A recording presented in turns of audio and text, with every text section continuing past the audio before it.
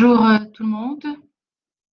Si vous m'entendez, vous m'envoyez un chat, les personnes qui sont connectées.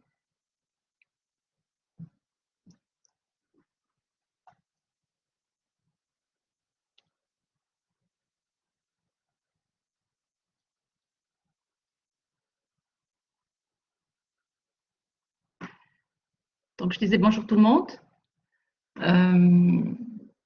Nous commençons aujourd'hui notre deuxième cours en droit international économique.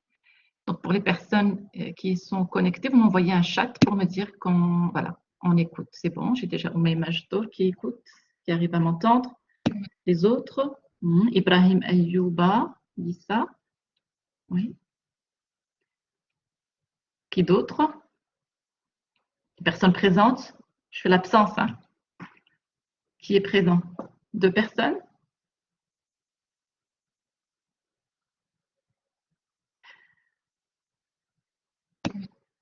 D'accord. Gloria Bernice. Bonjour. Qui d'autre?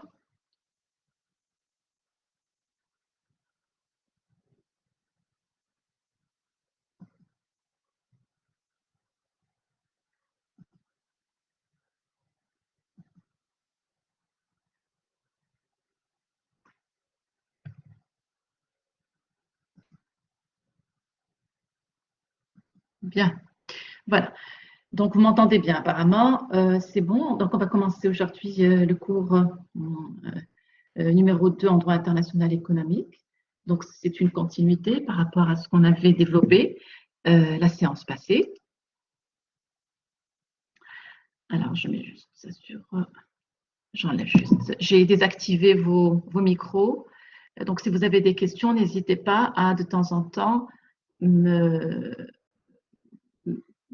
me les mettre sur chat, me les envoyer par chat et donc je vous réponds en lisant les messages.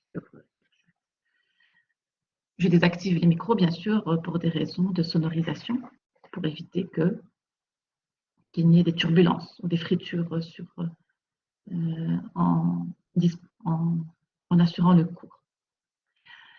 Voilà, donc la fois passée, on avait fait une petite introduction générale sur… Maïma qui est partie. Alors, la fois passée, on a fait une petite introduction générale sur justement la définition du droit international économique. Alors, si vous vous rappelez, on avait expliqué à partir de quel moment on parle d'un droit international économique et pas d'un droit de l'économie internationale. On avait expliqué comment est-ce que le droit international économique a évolué en fonction des thèses des grands théoriciens en économie. On s'était également arrêté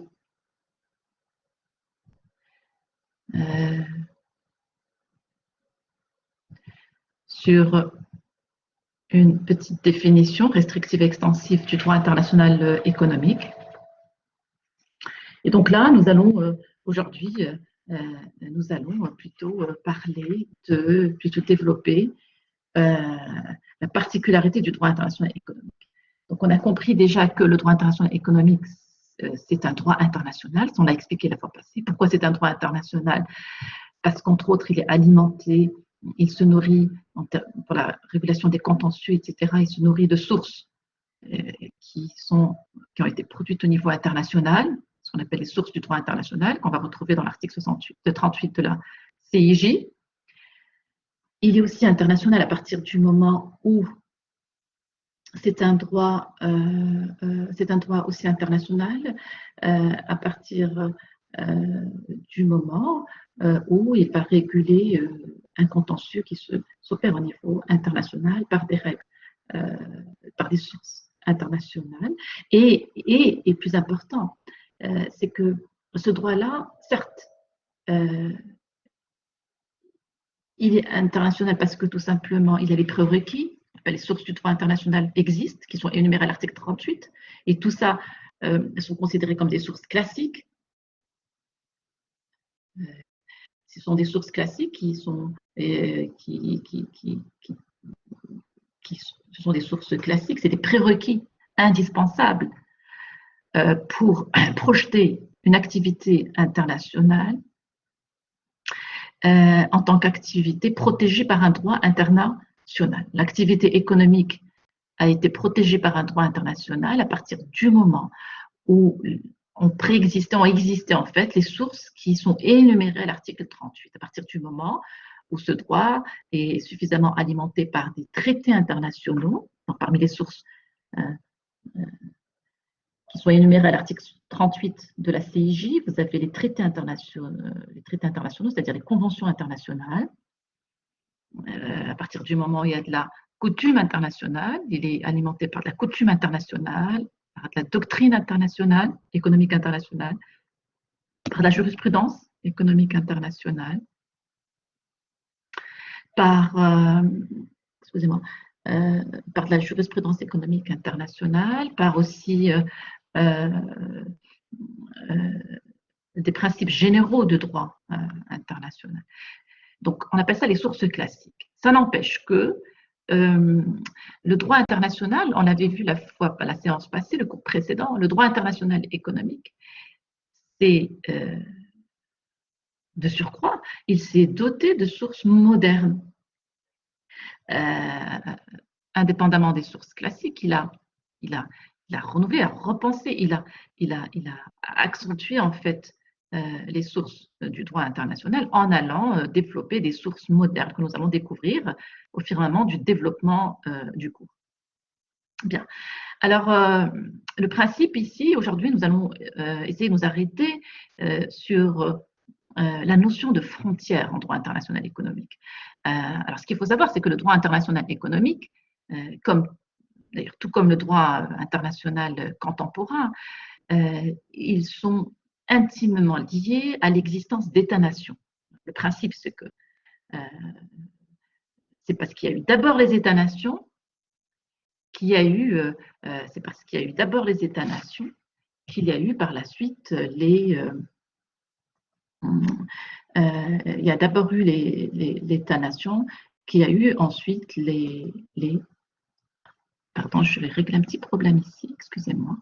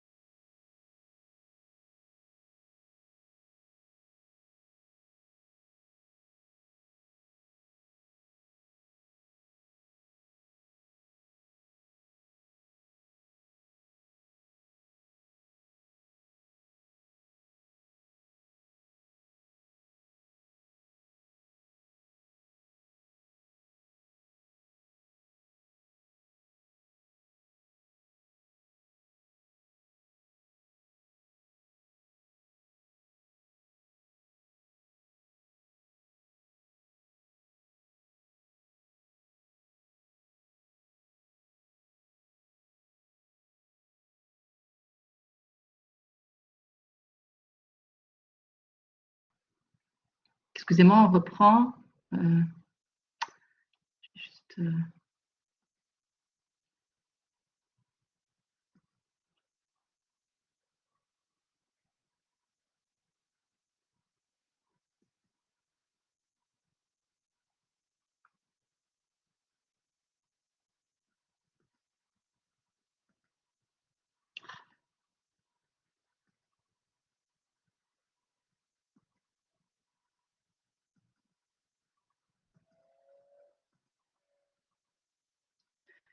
D'accord. Alors, on reprend.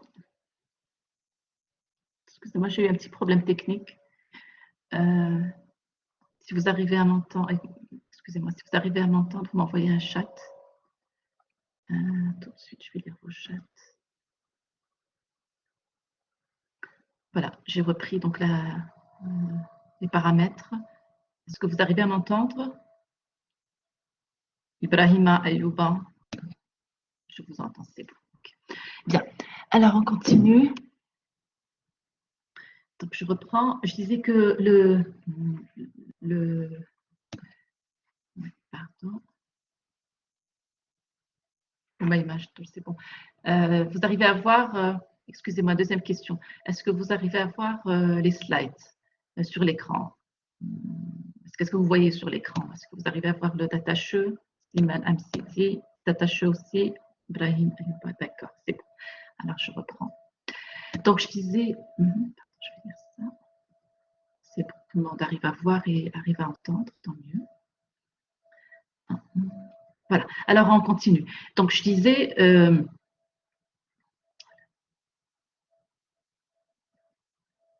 alors le droit international économique est un droit, on disait que c'est comme le droit international, c'est un droit qui se construit autour de l'existence des États-nations.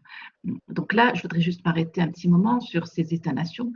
Alors, nous sommes dans la construction. Il faudrait un petit peu qu'on retourne un petit peu dans l'histoire des constructions des États-nations. C'est une histoire particulièrement européenne. Suite au traité de Westphalie, qui était théoriquement un traité de paix entre les trois églises qui se déchiraient en Europe, les soubassements du traité de Westphalie, c'était plutôt un traité qui avait des visées, qui avait comme objectif de démanteler la grandeur d'un empire germano-romain qui avait trop longtemps dominé l'Europe.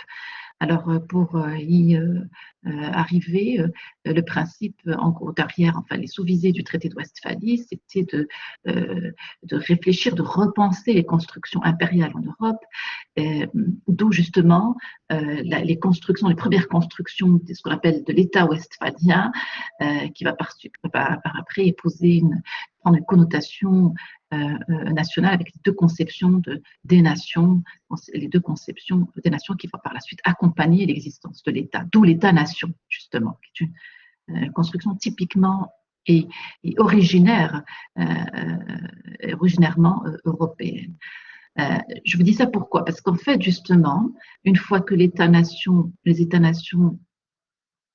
ont existé, ont été produits.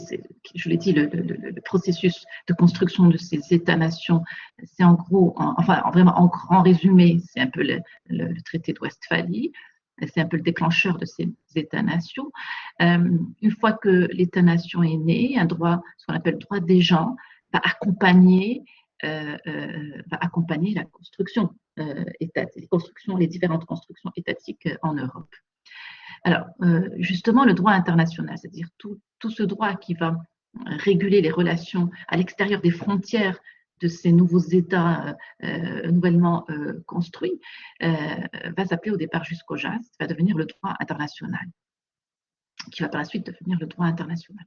Ça, on aura l'occasion de revenir sur cette partie-là quand on va faire les principes généraux de droit. Mais théoriquement, là, ce que je voudrais à ce niveau-là que vous reteniez, c'est que le droit international, en général, je parle de la configuration du droit international en général contemporain, c'est un droit qui est profondément lié à l'existence d'États-nations, bien sûr des États-nations indépendants qui ne sont pas dans des configurations de dépendance, mais plutôt dans des configurations d'indépendance. Et donc, le droit international, tout comme le droit international économique, lorsque va apparaître le droit international économique par la suite, il va être également profondément lié à l'existence des États-nations. Donc, il se confectionne à l'intérieur de l'État et il a été au départ dédié à des acteurs principalement au départ étatiques pour couvrir les relations, réguler les relations entre ces États, bien sûr les relations d'ordre plutôt économique. Ce n'est qu'après, par la suite, que petit à petit, ce droit va connaître une expansion pour aller à l'appel d'autres acteurs qui vont, à partir du 18e, 19e siècle, d'autres acteurs des relations internationales qui vont apparaître. Alors là, à ce niveau-là, c'est très intéressant dès le départ, très tôt, que vous me fassiez une distinction entre une séparation entre les deux frontières, entre la frontière des deux frontières, entre la frontière, excusez-moi, du sujet du droit international et de l'acteur des relations internationales. Effectivement, quand on va travailler, opérer sur le terrain du droit international, c'est un droit qui va organiser des relations entre des structures étatiques, transétatiques, etc., et des sujets du droit international, des sujets du droit international aptes à disposer de la personnalité juridique internationale, les habilitant à opérer au niveau du droit international. Par contre, quand vous passez à une autre frontière, qui est la frontière des relations internationales, là, vous n'êtes plus dans le sujet, vous êtes carrément dans l'acteur des relations internationales. Alors, je vais commencer d'abord, ça c'est vraiment entre parenthèses, c'est important de s'arrêter sur ces notions-là, puisque avant de nous étendre avant de nous étendre, nous étaler sur le droit international. Donc là, qu'est-ce que c'est qu'un acteur des relations internationales? Un acteur des relations internationales, c'est un acteur, il est capable, un acteur, ce n'est pas un sujet déjà, ce n'est pas une entité, ça peut être un individu, ça peut être une institution, ça peut être une administration. Donc, l'acteur est capable, c'est celui qui est capable d'avoir une influence quelconque sur les relations internationales. À ce moment-là, on parle d'acteur des relations internationales. Mais ce n'est pas parce que j'ai une influence sur les relations internationales que je suis un sujet du droit international. Je donne un exemple. Par exemple, je ne sais pas moi, en matière économique, l'individu est un acteur des relations internationales, le directeur, je ne sais pas moi, d'une grande banque internationale ou d'un groupement bancaire international, c'est un groupement bancaire international, c'est un acteur des relations internationales parce qu'il a une influence assez profonde sur les relations internationales. Il a un impact, il a une influence. Il peut, grâce à son action, le cours des relations internationales peut prendre un sens ou un autre dans un domaine particulier. Mais par contre, il n'est pas forcément un sujet du droit international. Il n'est pas un sujet du droit international. C'est-à-dire qu'il ne peut pas, cet individu-là, aussi important soit-il au niveau des relations internationales, il n'a pas la capacité, il n'a toujours pas la capacité, n'a pas les titularités suffisantes pour le doter et pour le permettre de devenir un sujet du droit international. Par exemple, cet individu n'a pas de personnalité juridique internationale qui va l'habiliter, par exemple, à ester en justice internationale, devant une justice internationale. Il n'a pas cette personnalité juridique internationale qui va, par exemple, lui permettre de faire des recours devant des entités internationales. Bien sûr, certains recours sont possibles, par exemple, mais pas tout. C'est exceptionnel. par exemple, dans la matière des droits de l'homme, certains recours juridiques sont exceptionnels dans une région qui est la région européenne. Mais hormis cela, l'individu n'est pas capable, n'est pas apte, n'est pas éligible à disposer de la personnalité juridique internationale, lui proférant, lui donnant la qualité de jouir de certains droits au niveau international, tels que le droit d'ester devant une justice internationale, tel qu'il n'a pas de personnalité juridique internationale, donc il ne peut pas, en l'occurrence, il ne peut pas disposer, il ne peut pas jouir d'une immunité internationale. De même que parce qu'il ne dispose pas d'une personnalité juridique internationale, il ne peut pas, par exemple, le droit d'immatriculation des engins, c'est un droit qui est conféré au sujet du droit international. L'immatriculation des engins, des véhicules est attribuée au seul sujet du droit international et non pas aux acteurs des relations internationales. Quand vous voyez les engins qui circulent, vous sortez dans la rue, quand vous observez un peu les plaques d'immatriculation des engins qui circulent dans la rue, vous n'avez pas une plaque d'immatriculation il n'y a pas une plaque qui serait immatriculée, je ne sais pas moi, Gérard Bernard ou Ahmed Ben Daoud, etc. Ça n'existe pas parce que tout simplement l'individu n'est pas un sujet du droit international. Par contre, vous avez des plaques d'immatriculation des engins, il y a des plaques d'immatriculation, soit des plaques jaunes, OI, Organisation internationale, ou bien des plaques d'immatriculation du sujet du droit international, qui est l'État. Alors, vous avez France, F, M, Maroc, etc. Voilà, donc ça c'est un petit peu entre parenthèses, un petit exemple pour vous expliquer qu'il y a des titularités qui vont doter certains acteurs des relations internationales et disposant de certaines titularités de l'État, parce qu'ils disposent de ces titularités-là, vont pouvoir bénéficier de la personnalité juridique internationale. D'avoir disposé de certaines capacités, comme la capacité. Par contre, vous avez d'autres acteurs des relations internationales qui n'ont pas encore, enfin, au niveau du droit international, ils ne sont pas encore installés à partir du moment où ils n'épousent toujours pas ces titularités qui sont calquées sur les titularités étatiques, à l'image de l'État. Donc, ils ne disposent toujours pas de la personnalité juridique internationale, leur permettant, leur conférant la possibilité de jouir de certains droits, mais aussi d'assumer certaines obligations au niveau international. Alors, du coup, là, il faut absolument très tôt, dès le départ, que vous fassiez le parallélisme, que vous fassiez la distinction entre, justement, entre un acteur des relations internationales, alors, j'ai une question. Un acteur des relations internationales et un sujet de droit international. Alors, j'ai une question de Siman Hamsid. On peut trouver les firmes internationales dans le TIE? Oui. Alors, les firmes multinationales, oui. Les firmes multinationales, ce sont des acteurs, effectivement, des relations internationales économiques qui sont dans, je vous renvoie ici dans l'affaire Barcelona Traction, qui est juridiquement dans le contentieux juridique, pas le contentieux alternatif, hein, dans le contentieux juridique international, c'est-à-dire elles n'ont pas la capacité d'ester devant une justice internationale. Je parle de justice, mais je ne parle pas des recours alternatifs, comme par exemple le recours devant certaines structures privées, comme la CCI, la Cour de commerce, la Chambre de commerce internationale de Paris, qui est une cour d'arbitrage international qui va réguler certaines affaires au niveau de l'arbitrage international.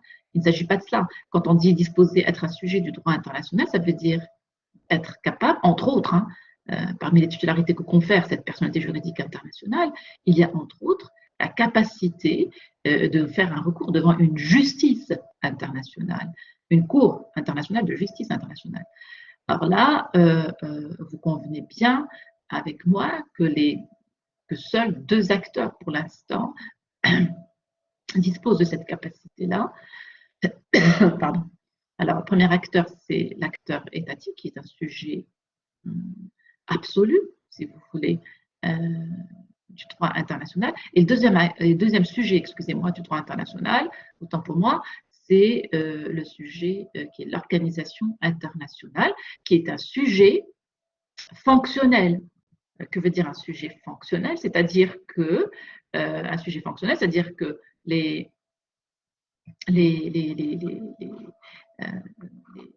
prérogatives, les capacités, les prérogatives de cette personnalité juridique internationale, ils dépendent, ils sont fonction de la mission pour laquelle cette organisation internationale est affectée. Et donc voilà, une organisation, une firme multinationale, M. Slimane, AMSID, une organisation, une firme multinationale, c'est un acteur des relations internationales, mais elle n'est toujours pas un sujet, elle n'est pas considérée comme un sujet du droit international. Mais ça n'empêche que le droit international économique, ça ne veut pas dire que le droit international économique n'a rien prévu, protégé, n'a prévu aucune norme pour protéger cette firme internationale, pas du tout. Au contraire, le droit international économique au niveau des traités, etc., ça on va le voir quand on va faire le contentieux relatif à ces firmes-là, on va voir qu'au contraire, c'est un droit qui est protecteur de ces acteurs, sans pour autant les émanciper, leur donner la maturité suffisante pour qu'on puisse les considérer comme des sujets du droit international. Alors aujourd'hui, nous sommes encore dans une configuration où les firmes sont pour l'instant considérées comme des acteurs et non pas des sujets du droit international. Alors, je disais rapidement une petite parenthèse toujours sur les acteurs, juste pour que je voudrais absolument qu'on essaie aujourd'hui avant de passer à la notion de frontière en droit international économique, puisqu'on parle de l'État-nation, rapidement,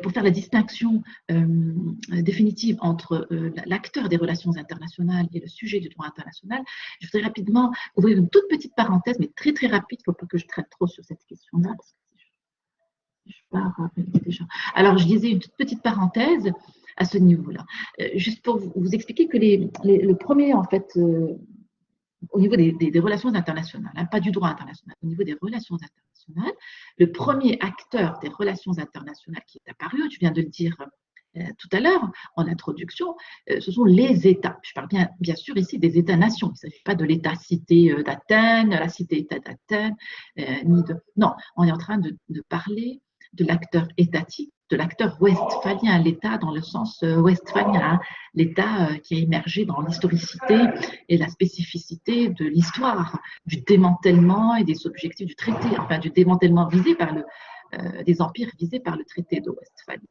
Donc c'est l'acteur étatique dont il est question, c'est cet État-nation, entre parenthèses, cet État westphalien qui est apparu dans le traité, qui a été plutôt un construit du traité de Westphalie. Les premiers acteurs des relations internationales, l'État est né, l'État dans le sens moderne, bien sûr, l'État-nation. Dans le sens moderne, ça ne veut pas dire qu'il n'y avait pas d'État avant le XVIe siècle, avant le traité de Westphalie, pas du tout. Mais il y avait d'autres configurations étatiques qui n'épousaient pas le même sens de l'État qui existe actuellement dans l'histoire post-westphalienne. Donc là, on est en train de parler effectivement des États-nations. Le premier acteur des relations internationales, c'est l'État-nation. Hein. En parenthèse, je vous renvoie vers l'historicité dont j'ai parlé tout à l'heure. Maintenant, tout de suite après, donc après le XVIe siècle, à partir du 2 siècles après, pratiquement, quasiment 2 siècles après, vont apparaître, toujours en Europe, des différents des soucis sur la régulation des fleuves en Europe. Vous savez, l'Europe, c'est un continent qui est bien desservi en fleuves. Il y a des fleuves assez importants. Et donc, à l'époque, nous sommes à une époque où les transits commerciaux se faisaient par voie fluviale. On n'est pas encore dans l'ère des avions, où les transits commerciaux se faisaient à l'extérieur par d'autres moyens. Donc, principalement, les transits d'ordre commercial, puis les échanges diplomatiques, etc., se faisaient principalement à l'intérieur des États-nations européens. Et donc, il y a eu des petits contentieux et puis des polémiques autour de l'organisation des flux fluviaux en Europe. D'où la naissance des premières organisations internationales qui vont apparaître. Ce sont des organisations qui vont apparaître encore une fois en Europe, Et les premières organisations internationales apparues en Europe, elles avaient pour objectif d'organiser les flux fluviaux en Europe.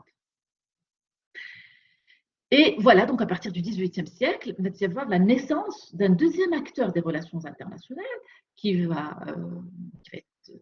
Et donc cet acteur, c'est l'organisation internationale. D'accord? Maintenant, une fois,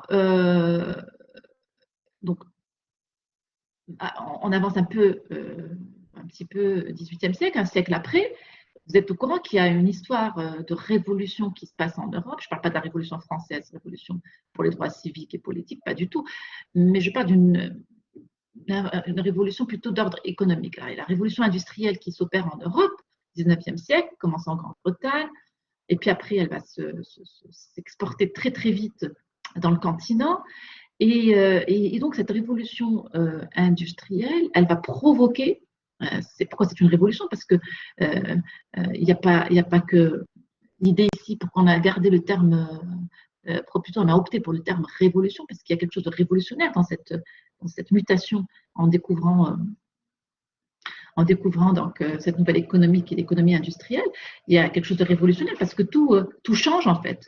Les structures économiques vont changer, l'organisation sociale va changer, la question des redistributions, et puis aussi la stratification sociale, les stratifications sociales vont également se métamorphoser. On n'est plus dans des structures féodales, où il y avait le féodal et des vassaux, donc binaires, mais on est passé à des structures avec l'économie, avec la révolution industrielle. Il va y avoir aussi une révolution sur les stratifications sociales à partir du moment où on est passé à des structures sociales complètement chamboulées, complètement désorganisées, où on va passer d'une organisation, des stratifications féodales, vassales, vers une stratification classe titrée, classe bourgeoise, classe en France qu'on appelle classe tiers-état, vers une stratification, vers une nouvelle strate où on va se retrouver avec classe industrielle, classe moyenne, classe pauvre en voie d'approvisionnement, et puis tous les développements que vous connaissez par la suite. Donc c'est un peu ça ce qui est révolutionnaire. Ce n'est pas uniquement l'invention d'une nouvelle cette métamorphose économique, mais c'est surtout ce qu'elle a entraîné autour d'elle, enfin toutes les conséquences sur les structures sociales, sur l'organisation sociale, mais aussi également sur aussi ce qu'elle a provoqué comme changement sur les régimes politiques aussi en l'occurrence. Donc c'est quelque chose d'où justement l'apparition des idées marxistes, le communisme, voilà, donc l'apparition des démocraties populaires, on est passé d'un régime avec que les démocraties représentatives, etc. On va inventer avec ce type en boule de neige, on va inventer d'autres types de démocratie, etc. Donc tout ça, ce sont des conséquences, c'est pour ça qu'on dit que c'est une révolution. En inventant cette industrie, cette économie de l'industrie, il y a eu quelque chose de révolutionnaire parce que ça a eu, c'est comme une bombe qui explose et qui a un effet un peu partout, qui engendre un effet d'entraînement sur un peu toutes les composantes de la société, du système en général, du système politique, avec ces trois composantes, la composante économique, composante structure sociale, organisation économique et régime politique. Donc c'est pour ça qu'on dit que c'est une vraie révolution à partir du moment où elle va nous chambouler le système en tant que tel, et non pas quelques éléments du système, mais elle va nous fragmenter, fractionner, renouveler, repenser tout un système. Voilà, donc c'est pour ça qu'au XIXe siècle, cette révolution industrielle va provoquer l'apparition je disais tout à l'heure, d'une nouvelle organisation sociale, mais l'apparition d'un nouvel acteur également sur la scène internationale, qui est l'acteur, la firme multinationale, l'organisation, la firme multinationale. D'accord. J'ai une question, mais je vais y revenir tout à l'heure, toujours de Slimane Hamsit. Je vais revenir tout à l'heure sur ta question. L'acteur étatique et les organisations internationales sont les seuls sujets du... Non, pas du tout. On va le voir tout à l'heure, tout de suite. Je vous réponds tout à l'heure. Alors, je disais les acteurs des relations internationales. Au 19e siècle, il va y avoir l'apparition de la firme multinationale. Et puis après, bien sûr, ça va se développer, l'apparition des ONG. Et enfin, tout récemment, l'apparition de l'individu comme acteur des relations internationales. Voilà. Donc ça, j'ai fait un peu la boucle. L'historicité, comment est-ce qu'on est passé de l'acteur étatique, l'État-nation, pour chapeauter, pour atterrir dans un système, dans la actorial où il y aurait d'autres acteurs jusqu'à atterrir sur le micro, tout petit acteur qui est l'acteur étatique, acteur individu. Maintenant, quand on parle des sujets du droit international, ça n'a rien à voir. Hein. Ce n'est absolument pas. Le sujet n'est pas un acteur. Enfin, le sujet ne se réduit pas à l'acteur international, parce qu'il y a des acteurs internationaux, mais qui ne sont pas des sujets du droit international. Donc, c'est pas un mécanisme. C'est pas parce que je suis acteur des relations internationales qu'automatiquement je vais devenir un sujet du droit international. Pas du tout. Parce que le prérequis pour devenir un sujet, pour être un sujet du droit international, il faut disposer de la personnalité juridique internationale. Peu importe. Vous l'avez vu, entre l'État et l'organisation internationale, certes, n'a pas de personnalité juridique internationale absolue, elle a une personnalité juridique relative, fonctionnelle, mais ça n'empêche qu'elle dispose d'une personnalité juridique l'habilitant à être classé comme étant, un sujet du droit international. Alors, l'acteur étatique, effectivement, c'est un sujet du droit international, donc disposant de la personnalité juridique internationale, pouvant opérer, jouir de droits au niveau international, mais aussi assumer des obligations. Il est aussi appelé à assumer des obligations au niveau international. Maintenant, au niveau... Excusez-moi. Je remets le slide. Alors, je disais maintenant au niveau... on est toujours sur la notion de frontière. D'accord. Alors, je reviens ici. Je disais que l'État et l'organisation internationale sont des sujets du droit international. On parle de la matière économique. Maintenant, dans certaines matières du droit, par exemple le droit pénal international, le droit des droits de l'homme, effectivement, dans certaines régions du monde, l'individu a commencé à se doter de certaines titularités qui normalement étaient propres à l'acteur étatique.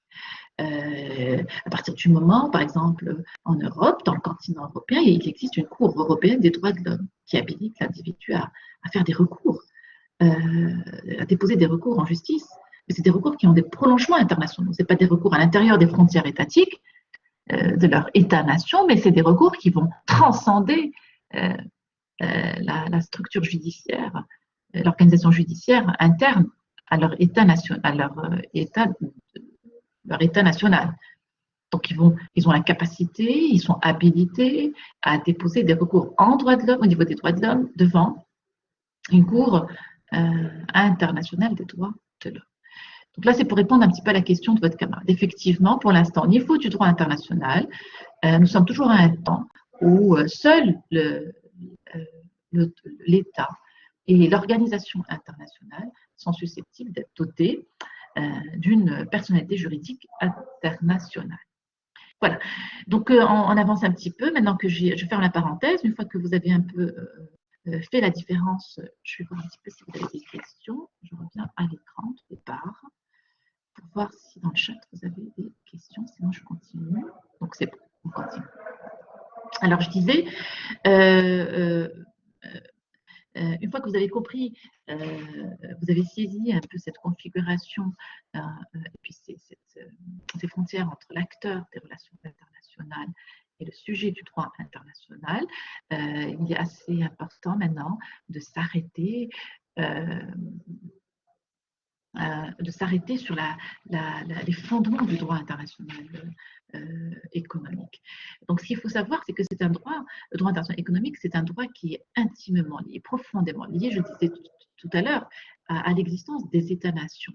Alors, c'est des États-nations d'abord, il est intimement lié à l'existence de l'État-nation, je renvoie vers l'histoire, et puis aussi, ces États doivent être indépendants, politiquement parlant, hein.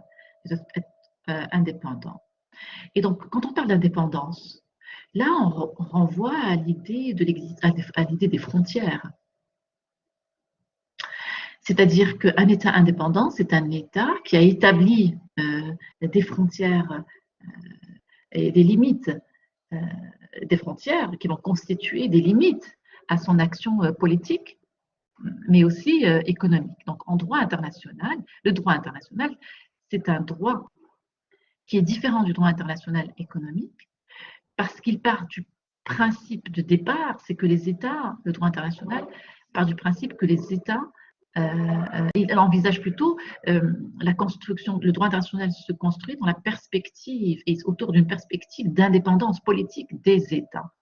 Alors, sans État indépendant, le droit international, donc le droit international ne s'ouvre pas des entités qui ne sont pas indépendantes. Donc, seuls les États-nations indépendants sont pris en charge par le droit international.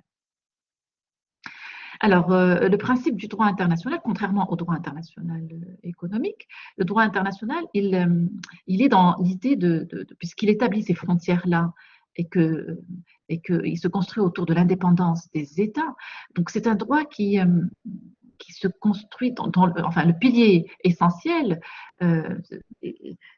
tourne autour de la protection. Donc c'est pour ça qu'on dit que le droit international, c'est un droit de protection.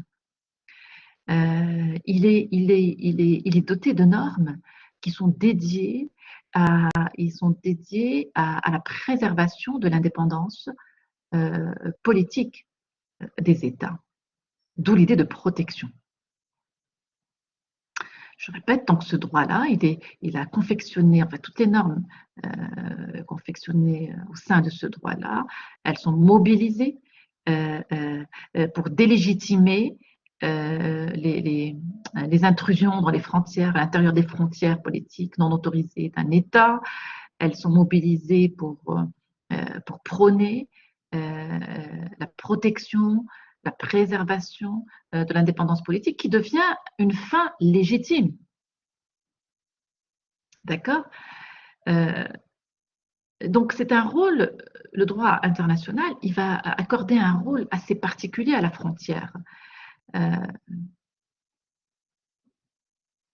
En droit international, quand le droit international envisage la frontière, il envisage dans la perspective où elle est placée, elle est dotée d'une suprématie à même d'assurer la sécurité politique des États. Et donc ces frontières-là, puisqu'elles sont dédiées à protéger politiquement, à sécuriser politiquement les États contre les intervenants externes. Donc là, ces frontières-là doivent demeurer imperméables. Elles doivent être imperméables, elles ne sont pas envisagées dans la perspective d'autoriser les flux, l'entrée et la sortie des flux sans l'autorisation des acteurs, l'autorisation de l'acteur qui est l'État-nation. Maintenant, d'un autre côté, le droit international économique, par contre, dans une autre perspective, c'est un droit d'expansion. À différence, bien sûr, du droit international, lui, le droit international économique, il repose plutôt sur l'idée dans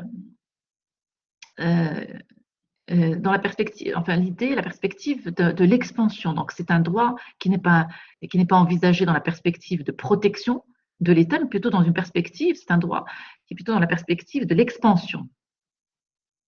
Quand je parle d'expansion, ça veut dire qu'il n'est pas dans, c'est un droit international, c'est pas un droit de la fermeture, de la protection, de la sécurisation, des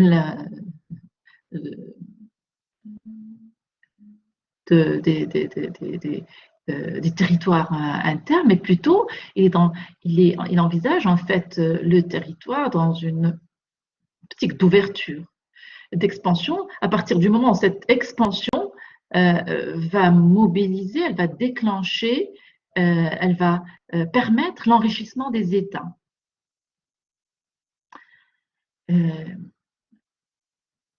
Et cet enrichissement, il est abordé en droit international économique comme un objectif ultime. Nous sommes dans l'ère du libéralisme. Je vous ai expliqué qu'à partir du 19e, donc on est déjà dans une perspective libérale où pour s'enrichir, les frontières ont besoin de s'effacer ou de se quasi-effacer. On est dans une perspective, le libéralisme aussi, c'est l'ouverture des frontières on avait vu pour opérer et produire un marché unique pour faciliter le libre-échange, la liberté du marché, la liberté des échanges, libéraliser les échanges, etc. Et donc les frontières ne sont pas du tout invitées elles ne sont pas les bienvenues parce que tout simplement, elles sont dans une perspective de blocage, de fermeture, de sur-sécurisation, ce qui est tout à fait à l'encontre, ce qui va à l'encontre effectivement des visées du droit international économique. Donc, récapitulons, le droit international économique, il repose sur l'idée que l'enrichissement des États, c'est une fin légitime, donc c'est autorisé, ce n'est pas banni. Et donc, pour accomplir cet enrichissement, il est nécessaire d'établir des relations d'interdépendance économique entre les États, entre les nations. L'interdépendance. Alors là, on n'est plus dans l'optique ou dans la vision, dans la logique de l'indépendance, mais on est plutôt, ce droit international s'inscrit plutôt dans une logique d'interdépendance. Donc, fini les États indépendants, souverains. En matière économique, effectivement, il n'est pas vraiment question d'indépendance. Ce n'est pas un objectif en tant que tel. Au contraire, indépendance économique, le fait de vivre en autarcie, de se délier des engagements économiques internationaux en termes de régulation monétaire, en termes de respecter les normes au niveau des cahiers de charges relatifs aux investisseurs, etc. Là, par contre, le fait quand l'État va exprimer sa volonté de politiser cette sphère économique et d'intervenir, donc quand le politique va intervenir sur cette sphère économique, et donc quand l'État exprime, quand le politique va dans le sens de l'expression d'une volonté d'indépendance, ceci est considéré comme une nuisance. Ce sont des bruits organisationnels qui dérangent, qui nuisent à l'équilibre du marché, de l'économie internationale. D'où plutôt la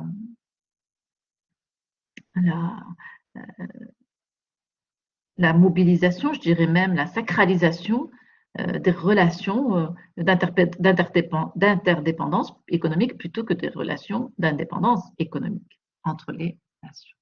Alors, s'il est question d'indépendance politique, il n'est absolument pas question au niveau du droit international économique d'envisager de l'indépendance économique, mais le droit international économique s'inscrit dans une perspective expansionniste, donc et dans une perspective d'interdépendance économique entre les États. Et donc,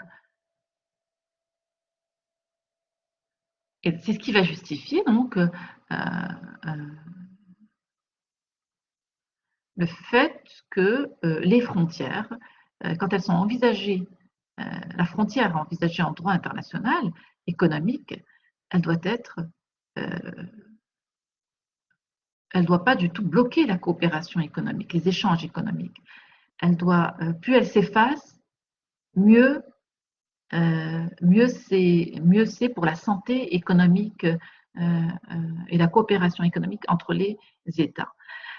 Donc l'idée ici de base, c'est que ces frontières-là ne doivent absolument pas être perméables, elles ne doivent plutôt pas être imperméables, comme c'est le cas pour les frontières politiques, mais elles sont envisagées par le droit international économique. La frontière est envisagée, elle est dans sa connotation de perméabilité. Il faut qu'elle soit perméable, il faut qu'elle soit fluide, qu'elle permette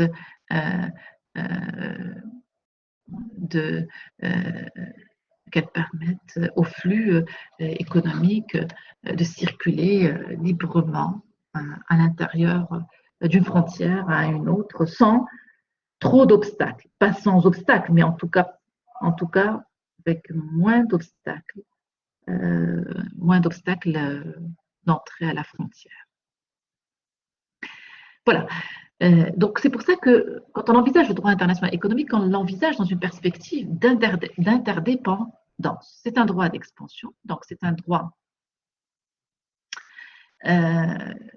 qui se construit autour de la perspective de l'interdépendance entre les États.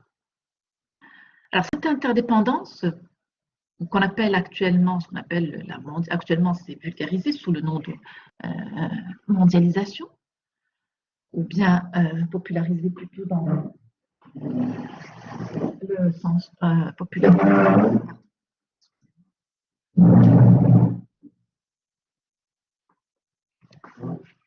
Je disais que cette interdépendance qui est de plus en plus vulgarisée par le terme mondialisation, de l'économie internationale, c'est un marqueur fort du niveau d'intégration des économies nationales. Les économies nationales sont rentrées petit à petit avec le développement des mutations post-19e siècle, tout ce qui est venu par la suite, colonisation, indépendance, etc., va rentrer dans une phase avec déjà le GATT, puis après l'OMC, puis les autres organisations internationales économiques, FMI, Banque mondiale, Traité de Bretton Woods, etc., va rentrer dans une perspective intégrationniste. Les économies vont rentrer dans une perspective intégrationniste. Alors, qui s'exprime d'abord parce que pour parler d'intégration, ça veut dire qu'il y a un ancrage multilatéral dans cette perspective. Intégrer quoi? On intègre le multilatéralisme économique, on intègre les États vont intégrer justement cette mondialisation tant revendiquée à partir du 19e siècle.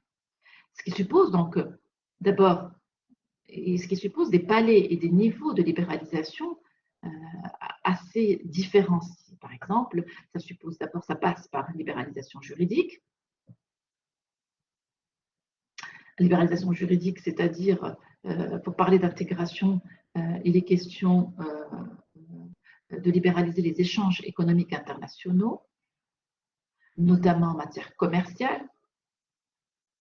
Et ça a commencé avec les traités de la Charte de la Havane au départ, qui va avorter en 1947 et qui va, et donc cette organisation internationale commerciale, cette perspective intégrative de l'OIC, qui devait commencer à la Havane, grâce au traité de la Havane en 1947, et qui a été avorté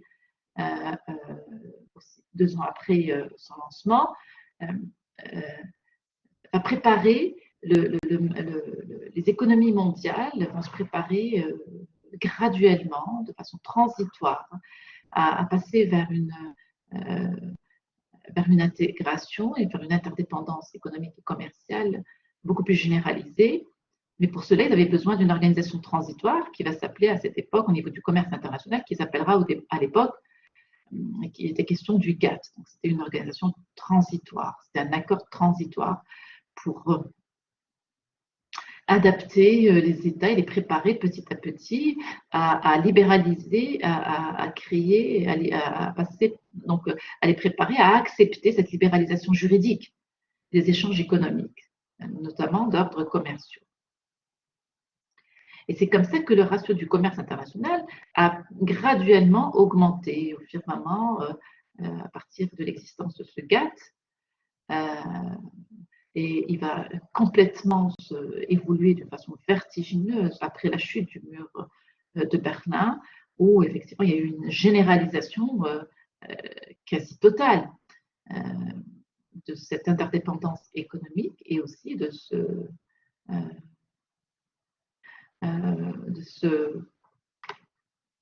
cette interdépendance économique, mais forcément aussi de ce phénomène d'intégrationniste.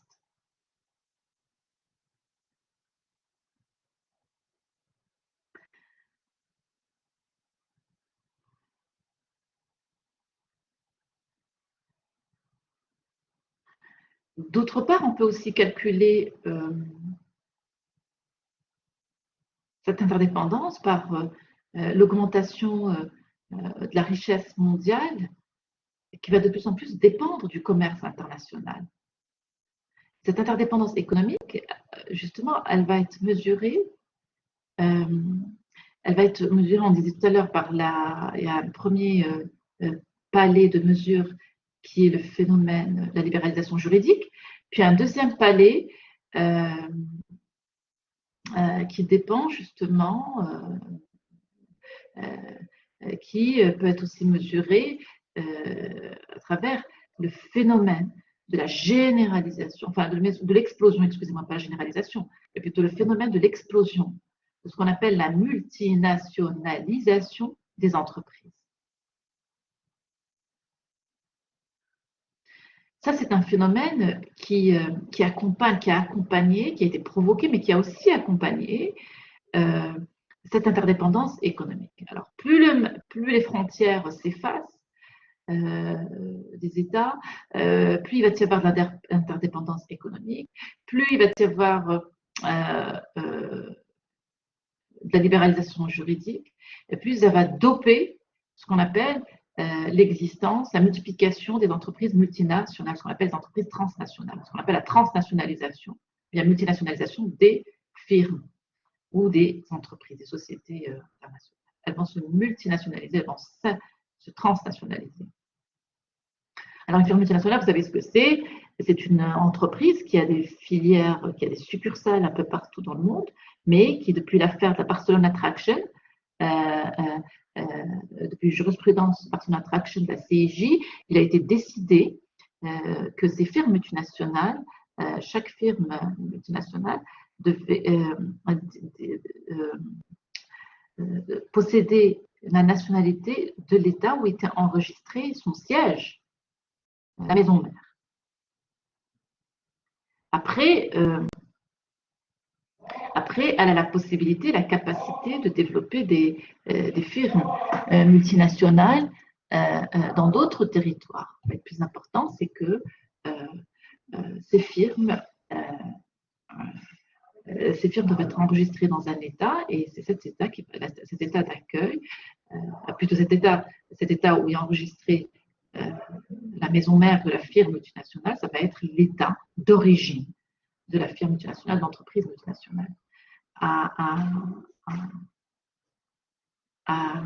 séparer de ce qu'on appelle l'État d'accueil de la firme multinationale. Bien sûr, l'État d'accueil, c'est l'État où elle va implanter des filiales étrangères dans ces États. Il y a l'État d'origine de la firme multinationale et puis il y a l'État d'accueil où sont implantées les différentes succursales de cette firme multinationale. D'accord? Alors là, je vais un petit peu voir si vous avez sur le chat, je retourne à la page où il y a les chats. Voilà. Alors,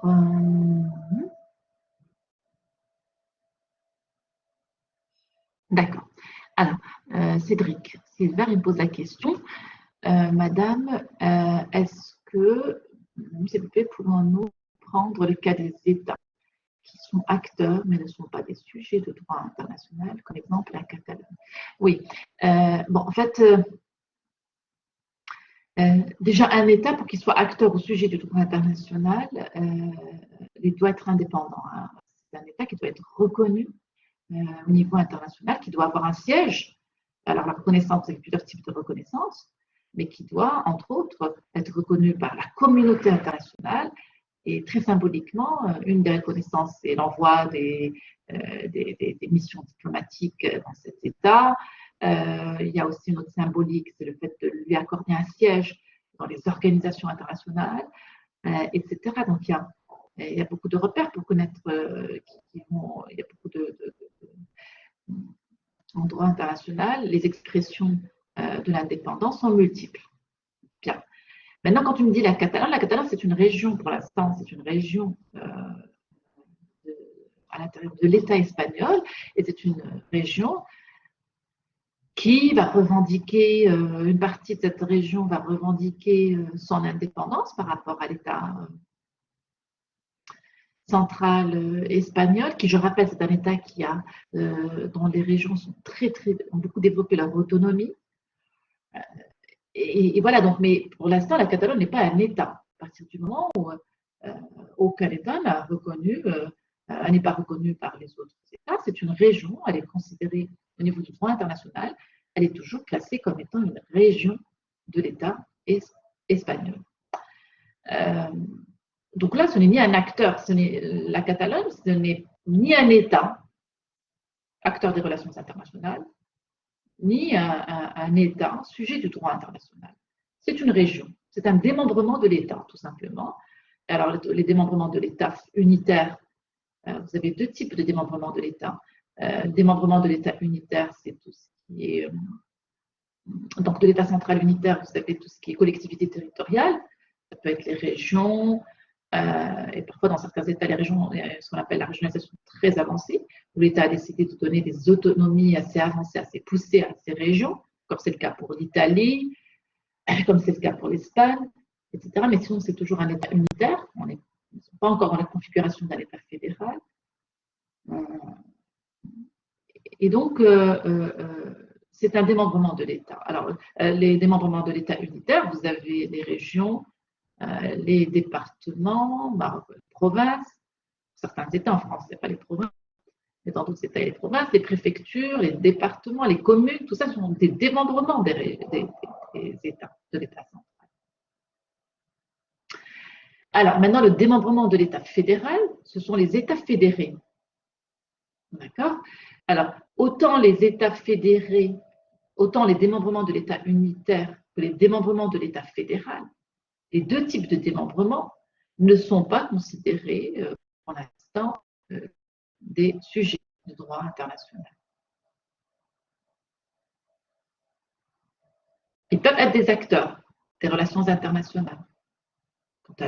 Quand une région, par exemple, elle va avoir une influence sur la société internationale. Voilà, donc, mais sinon, quand elle va avoir un impact sur les relations internationales, mais elle n'est pas encore titularisée comme étant un sujet du droit international. Vous avez des régions, par exemple, qui se sont, par exemple, la région, je ne sais pas moi, là, Paris, par exemple, Paris, c'est un espace, c'est un territoire, c'est un territoire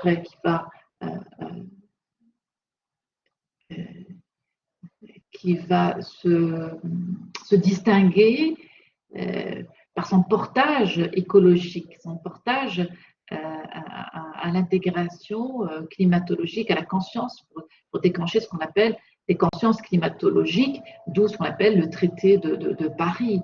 Vous avez des régions, parfois elles vont très tôt, avant même les États, déclencher une conscience climatologique, une conscience environnementale qui va peut-être dévancer sur la scène internationale. Ils vont développer des réputations qui vont dévancer l'État central.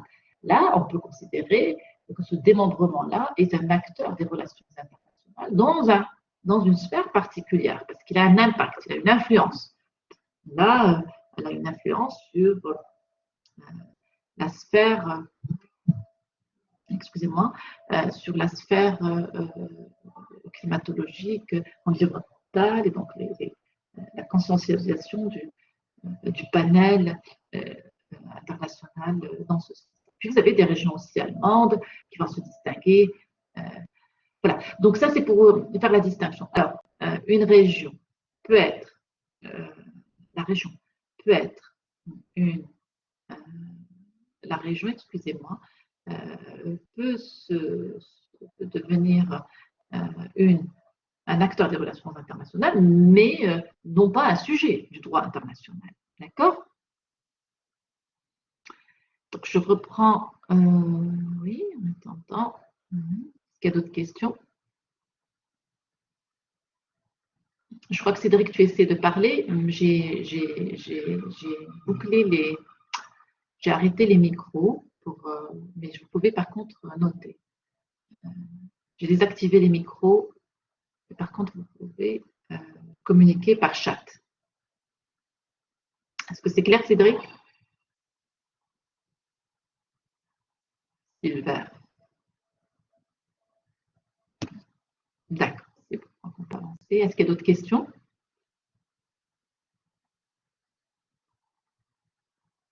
On a 2 personnes qui viennent de nous rejoindre.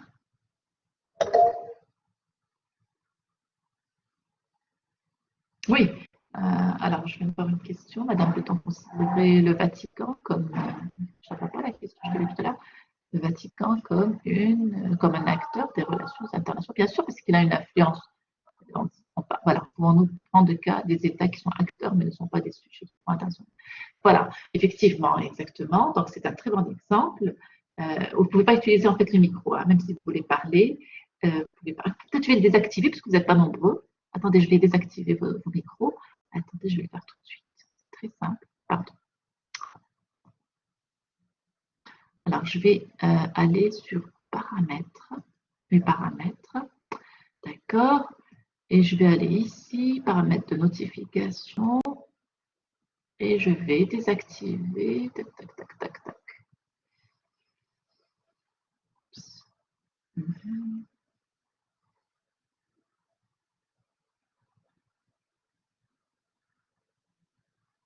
Je n'arrive pas à réactiver notification.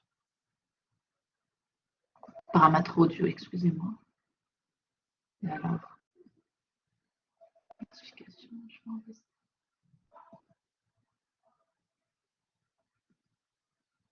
C'est bon. Je crois que vous pouvez utiliser vos micros. Normalement, je vais réactiver. Si ça marche, hein, parce que je n'ai pas encore. Je ne suis pas encore sûre. Voilà, donc je reviens à notre cours, le droit international économique. Donc, je disais qu'on était en train de développer la question. Je reprends le slide. On était en train de développer la question de l'interdépendance économique, la question de l'intégration des économies nationales à cette société monde qui est la société économique internationale. Bien. Alors, je disais justement, ces facteurs d'intégration, ils sont différents. Donc, vous avez parlé un petit peu de premier facteur qui est le facteur juridique. Aussi, le deuxième, c'était l'explosion. L'un des vecteurs aussi, c'est cette multinationalisation dont on a parlé tout à l'heure. Et puis après, il faut savoir que ce phénomène d'interdépendance, qui est un marqueur justement d'intégration, il va avoir des conséquences juridiques assez fines à ce niveau-là. Alors, l'un des grands marqueurs justement de cette interdépendance, et les plus évidentes, c'est que toutes ces relations qui vont s'opérer entre ces acteurs économiques, elles vont se faire en présence d'ordres juridiques nationaux assez diversifiés. Et très souvent, on va se retrouver avec des conflits de juridiction à ce niveau-là entre des États. Par exemple, surtout dans le chapitre investissement. Le chapitre investissement, lorsque les États vont invoquer, on va le voir quand il va y avoir les différends au niveau du CIRTI, le Centre international de règlement des différends relatifs à l'investissement. Certains États, traditionnellement, quand il y a un litige entre l'État et l'investisseur, soit que l'État a mal exécuté le contrat, que l'investisseur a mal exécuté ou inexécuté le contrat, quand l'État, par exemple, va nationaliser, quand l'État va décider de ne pas exécuter vraiment le contrat, très souvent les États vont invoquer, en matière internationale et économique, des chefs classiques de la compétence étatique, que sont la territorialité, donc je suis sur mon territoire, la question, le chef classique aussi, c'est la nationalité, bien la protection.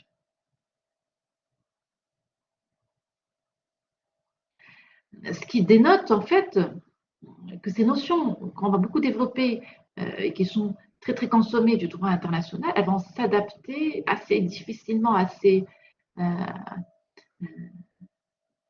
vont s'adapter de façon assez complexe aux réalités du droit international économique. Alors la portée justement extraterritoriale que les États très souvent veulent donner à leur législation, en termes bien sûr surtout dans cette idée de protection à l'extérieur, elle va emporter pour les destinataires de cette portée extraterritoriale une situation qui est assez désagréable, qui est assez inconfortable, dans la mesure où où les États vont se retrouver devant des obligations contradictoires.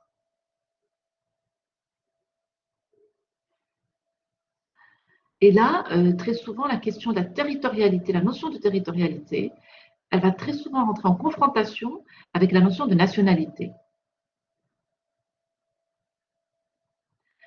Et avec le contentieux notamment de l'investissement, on va voir que on va petit à petit découvrir qu'il va y avoir une fragilisation, un déclin de la notion de territorialité en droit international économique. On va le voir quand on va voir des procès surtout au niveau du chapitre investissement.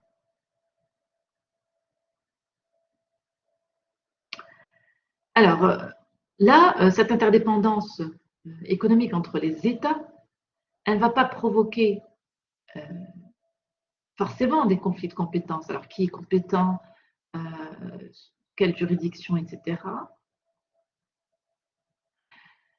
Pourquoi? Parce que tout simplement, ces types d'interférences, ces effets, ce qu'on appelle entre parenthèses les effets pervers de cette interdépendance, et puis les soucis conflictuels ou contentieux qui peuvent être générés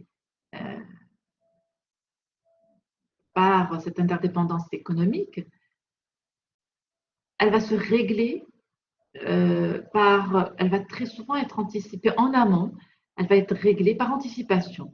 En amont du déclenchement du procès ou des conflits d'interdépendance ou des conflits de compétences, excusez-moi, ils vont être gérés en amont par des traités économiques internationaux. Et c'est pour ça qu'on parle d'un droit international économique. Parce que justement, le propre d'une convention ou d'un traité international qui devient une source du droit international économique est justement d'anticiper ces conflits, ce type de conflits-là. Par exemple, ici, il s'agit des conflits de compétences, mais aussi de les régler. Et de les régler avant même, enfin de prévoir plutôt des mesures juridiques en vue dans le sens de leur régulation. Maintenant, alors justement, quand on parle de ces conventions, ces voies conventionnelles, ces voies, ce qu'on appelle les traités internationaux, alors ce qu'il faut savoir, c'est qu'en matière économique, très souvent, ce problème de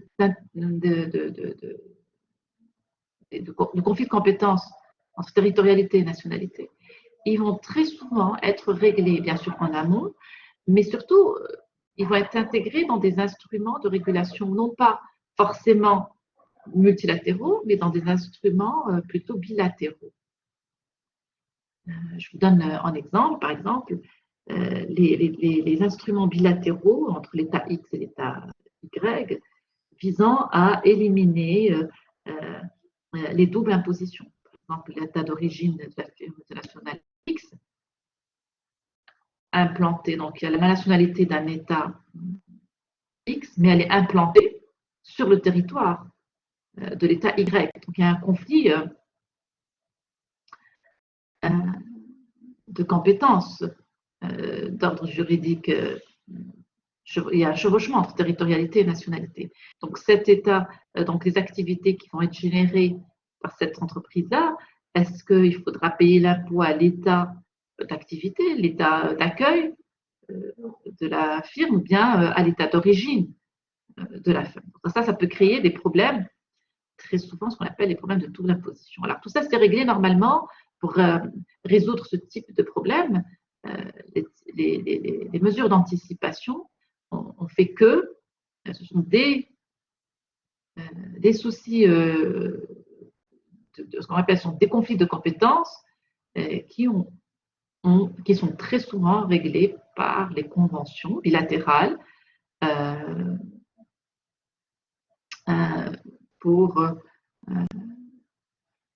de double imposition, pour éliminer les doubles impositions.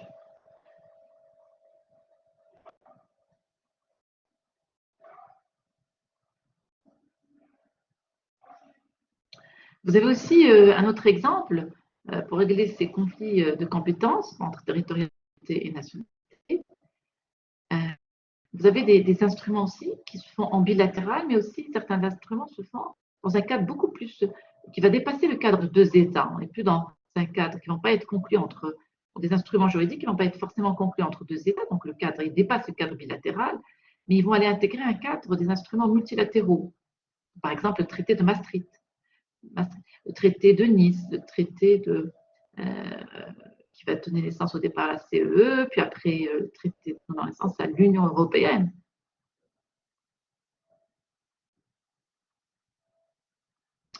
Alors, ces traités multilatéraux, l'un des objectifs principaux de ces traités multilatéraux, qui visent bien sûr, qui sont dans une optique intégrationniste, ils visent justement d'éliminer, par anticipation très souvent, d'éliminer toutes ces situations conflictuelles entre ce qu'on appelle dans le cadre de conflits de compétences, notamment les conflits de compétences.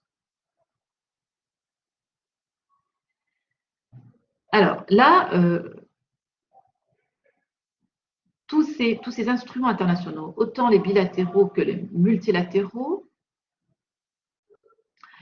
sont l'expression sans équivoque de l'interdépendance des États et non pas l'expression de l'indépendance économique.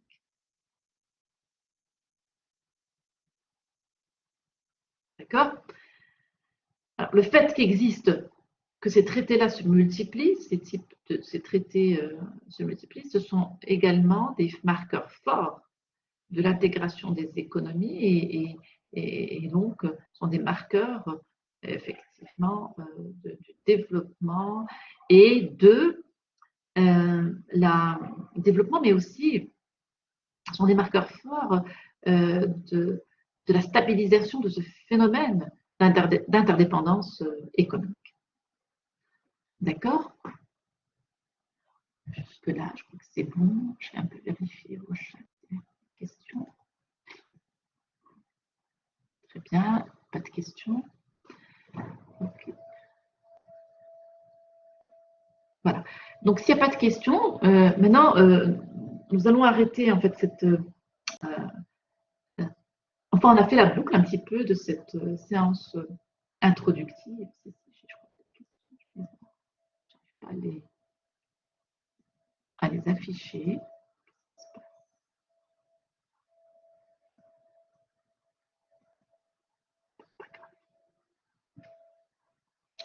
Donc, je disais, maintenant, aujourd'hui, on a bouclé la séance introductive. On a terminé l'introduction. Nous allons tout de suite développer la première partie en fait de notre cours, parce qu'en fait notre cours il va s'étaler. Après, je vous mettrai en attaché le cours. La première partie de notre cours, c'est une partie où nous allons aborder ce cadre normatif. Alors, quelles sont les sources? On va s'interroger dans un premier temps. Dans une première partie, on va s'interroger sur les sources du droit international économique, bien sûr. Là, on va essayer de découvrir la particularité de ces sources-là à partir du moment où nous sommes en train d'opérer sur un terrain qui est différent du terrain politique. Donc, on va opérer sur un terrain plutôt d'ordre économique. Et donc là, on va se poser la question dans cette première partie qui questionne le cadre normatif, quelles sont les sources du droit international économique. Après, dans une deuxième partie, nous allons nous arrêter sur l'application de ces normes. Comment elles sont appliquées? Si elles ne sont pas appliquées, quel contentieux fait-on intervenir? Alors, on va commencer d'abord par les sources du droit international économique. Alors, je vous avais dit tout à l'heure, pour ceux qui ont commencé la séance, que le droit international économique est un droit qui rappelle le droit international à partir du moment… Alors, il y a un droit international économique parce qu'il existe déjà un prolongement international à l'activité économique, elle ne s'opère pas qu'en interne, d'abord parce que cette activité économique s'est internationalisée, et puis de deux, parce qu'en s'internationalisant, cette activité économique, elle est prise en charge, en cas de litige, elle est prise en charge par des sources internationales de règlement des différends, qui vont régler les différends relatifs à cette internationalisation de l'activité économique. L'existence de ces sources, alors les sources du droit international économique,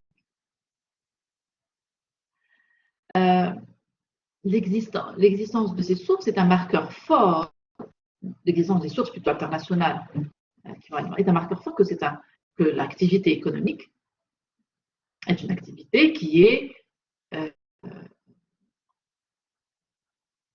protégée par un droit international. Alors là, je vous renvoie directement vers l'article 38 ACJ. Ça, c'est votre… enfin, je dis souvent à mes étudiants, cet article-là, c'est le préalable pour comprendre qu'est-ce que c'est qu'un droit international. Il faut absolument visiter cet article-là parce qu'en fait, ce qu'on va faire, c'est effectivement travailler les sources qui sont énumérées dans l'article 38 de la CIJ, de la Cour internationale de justice. Alors,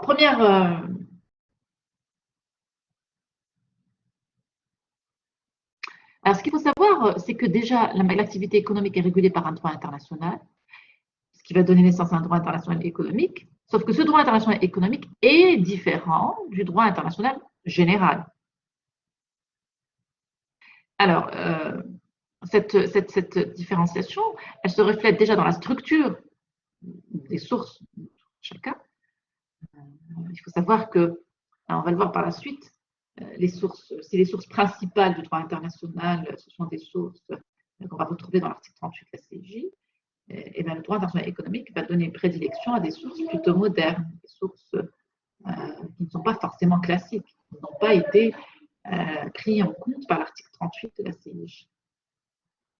Donc, il existe des sources communes au droit international économique et au droit international général. Sauf que ces sources, elles subissent, lorsque s'effectue le passage du droit international au droit international économique, subissent certaines inflexions. Je vais vous expliquer qu'est-ce que c'est. Ce sont des différenciations qui vont séparer, qui vont différencier le droit international du droit international économique. Alors, ce qu'il faut savoir, c'est que les sources du droit international économique, elles sont assez diversifiées, certes, mais elles sont aussi d'un niveau de complexité assez élevé.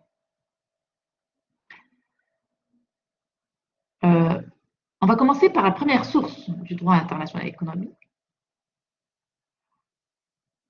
les sources purement nationales du droit international économique. Alors, c'est un peu particulier, ça c'est une source assez particulière, parce que l'une des plus importantes sources du droit international économique, ce sont les sources nationales. Et quand on parle de sources nationales, ça veut dire que c'est des sources qui se sont développées à l'intérieur des frontières de l'État, et non pas, et elles ne se sont pas développées au sein de la société internationale, mais elles sont développées à l'intérieur des sociétés nationales, et non pas à l'extérieur des sociétés nationales, et donc à l'intérieur de la société internationale. Ces actes unilatéraux des États sont elles relèvent de trois ordres. Alors, qu'est-ce que c'est qu'un acte unilatéral? C'est un acte tout simplement, un acte unilatéral les actes unilatéraux des États sont des actes qui peuvent émaner soit du pouvoir exécutif, soit elles vont émaner des décisions du pouvoir judiciaire, soit elles vont émaner des actes du pouvoir législatif. Lorsque ces actes ont un impact sur les relations économiques entre les États au sein de la société et du système international économique. D'accord? Alors, est-ce que ça, les actes unilatéraux des États? Alors, vous avez des actes qui émanent du pouvoir législatif, d'autres actes qui émanent du pouvoir législatif. Mais est-ce que ça veut dire que tous les actes qui émanent du pouvoir exécutif sont des actes unilatéraux des États? Autrement dit, je vais poser la question autrement.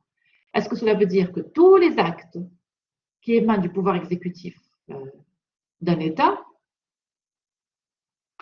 vont être considérés comme des sources du droit international économique?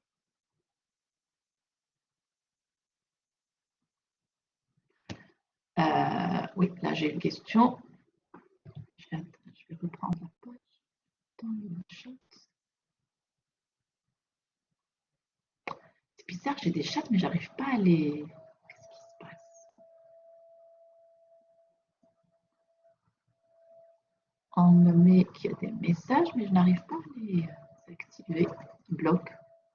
Pourquoi ils bloquent, je ne sais pas. Je vais essayer de débloquer les paramètres rapidement. Débloquer parce que j'arrive pas à lire vos messages. J'ai 3 messages, mais que je n'arrive absolument pas à lire. Paramètres de notification. On va aller à ça. On enlève ça. OK. OK. Toujours bien.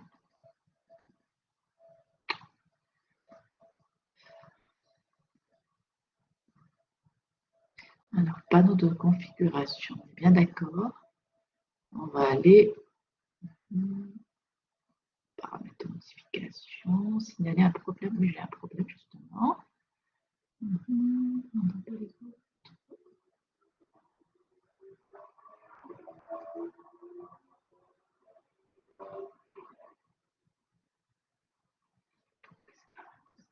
Bon, c'est pas grave, je vais avancer. Je n'arrive pas à voir vos 3 questions. Il y a 3 interventions que je n'arrive pas à voir. Il y a votre camarade qui essaie, Omeima, qui essaie d'activer le micro, mais ça se désactive parce qu'au début de la session, les micros ont été désactivés. Bon, la prochaine fois, je vais laisser les micros ouverts.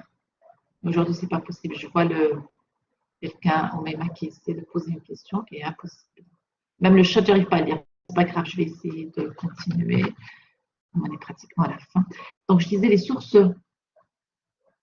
Alors, je reviens ici. On parlait des actes unilatéraux. Est-ce que la question que je posais tout à l'heure, est-ce que...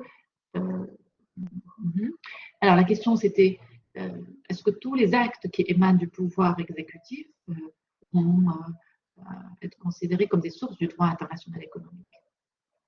Pas du tout. Alors, vous imaginez, c'est tous les actes qui émanent du pouvoir exécutif marocain, tout ce qui est derrière, tout ce qui est règlement, décret ministériel, arrêté, etc. Alors, si tous ces actes-là vont devenir des sources du droit international économique, c'est parti pour... alors, vous imaginez, si tous les États s'y mettent, ça va alimenter un niveau de complexité assez développé au niveau du droit international économique. Alors, quels sont les actes du pouvoir exécutif qui vont être considérés comme des actes unilatéraux des États et donc source du droit international économique? Alors, pour répondre à la question, seuls les actes du pouvoir exécutif qui ont un prolongement international, qui ont un impact sur les relations économiques internationales, qui ont une incidence macro, micro, globale, directe sur les relations économiques, soit au niveau macro ou au niveau micro. L'essentiel, c'est que cet acte-là il s'adresse, il a un impact, il a un prolongement sur des relations économiques internationales et non pas uniquement nationales.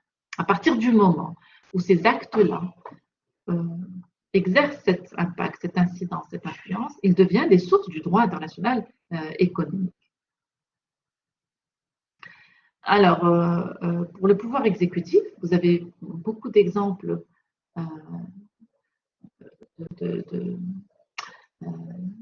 d'actes qui émanent du pouvoir exécutif, mais qui vont devenir des sources du droit international économique. Par exemple, au niveau monétaire, lorsque le traité de Bretton Woods avait décidé de stabiliser, 47, il avait décidé des phénomènes de stabilisation monétaire et les barèmes de stabilisation monétaire ont été définis par les États qui avaient signé le traité de Bretton Woods en 1947. Des années après, le chef d'État américain va décider par un acte unilatéral de faire du billet vert la seule monnaie convertible. Cette décision, c'est un acte unilatéral qui émane du pouvoir exécutif, mais qui est hétéronormateur. Donc, c'est un acte qui va établir des normes vis-à-vis des tiers, c'est-à-dire les autres acteurs des relations internationales économiques. Ça, c'est sûr, c'est au niveau macroéconomique. Mais aussi, ça va emporter un impact aussi sur le niveau micro.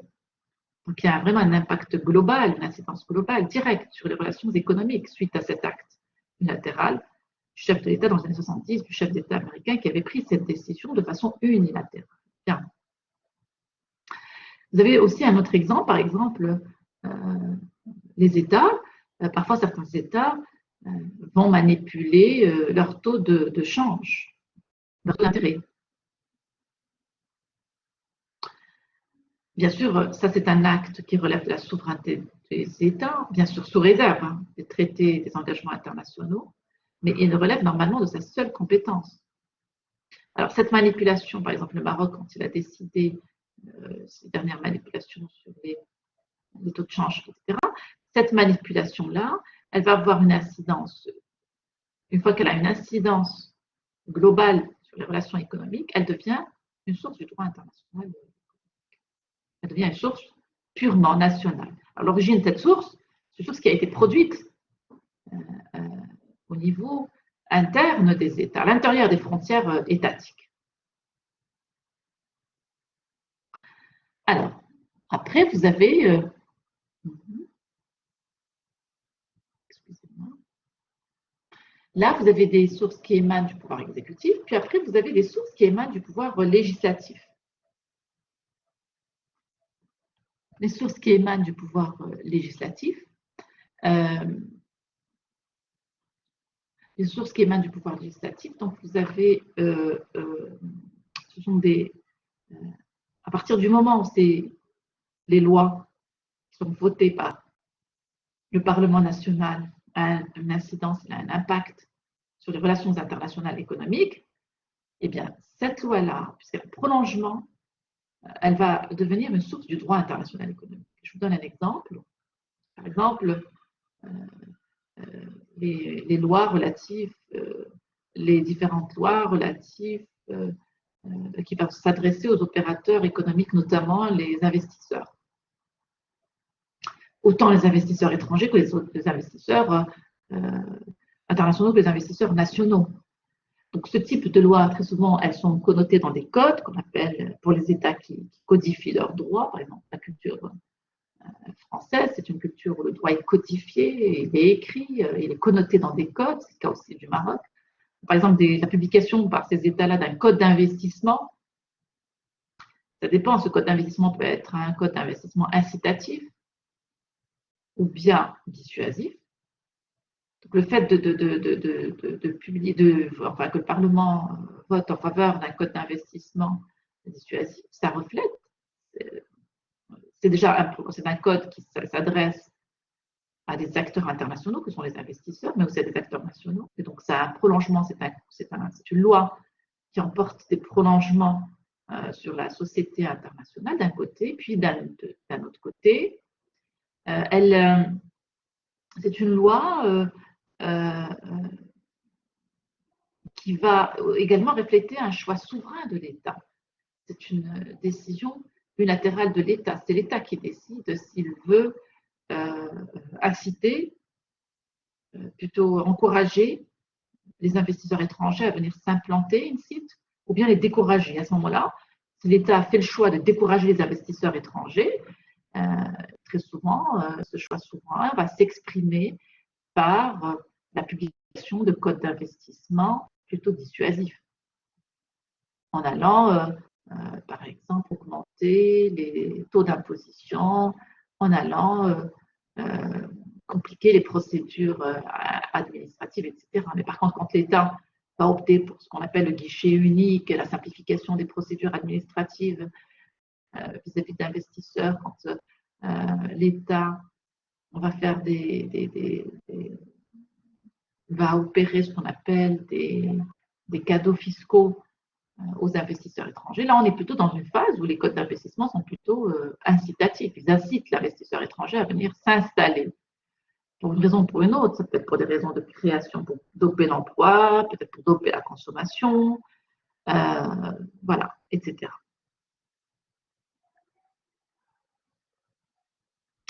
Donc, après, vous avez d'autres actes unilatéraux, mais qui émanent des décisions judiciaires.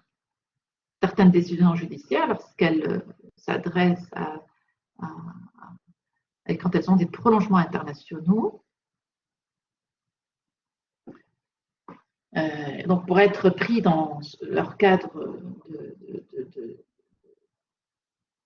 de leur ordre interne, elles sont des sources de droit international en raison de leur objectif, mais aussi en raison de leur prolongement économique international. Voilà donc pour les sources du droit international économique qui sont d'origine nationale, c'est-à-dire elles sont produites au niveau national.